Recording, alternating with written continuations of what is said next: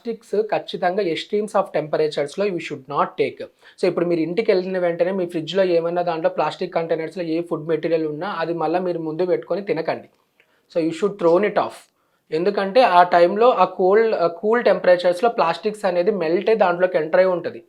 In micro quantities also it is very dangerous.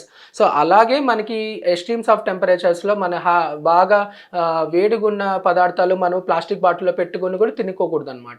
అలాగే cell phones ఇంకో important point అయినా electronic gadgets, A type of electronic gadgets అయినా కూడా మనకు ఒక హ్యాబిట్ ఉంటుంది.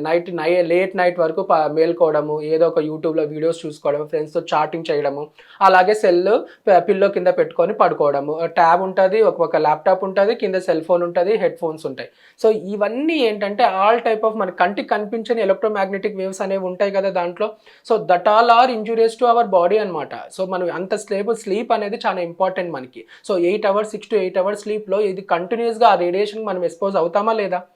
అవుతాం. సో బెటర్ మీరు ఎప్పుడైనా పనుకునే ముందు మీ రూమ్లో లైట్ ఆఫ్ చేసుకోవడం ఇవన్నీతో పాటు మీకు ఏమైనా ఎలక్ట్రానిక్ గ్యాజెట్స్ ఉంటే you should put those type of electronic gadgets in other room and you have to sleep in this room. So అది ఖచ్చితంగా చేసుకోవాలి. ఎందుకంటే దానివల్ల మనకి వచ్చే cancers, let it be brain tumours రిలేటెడా, లేకుంటే something like blood cancers, something other cancers అనేది లీవ్ ఇట్ ఆఫ్.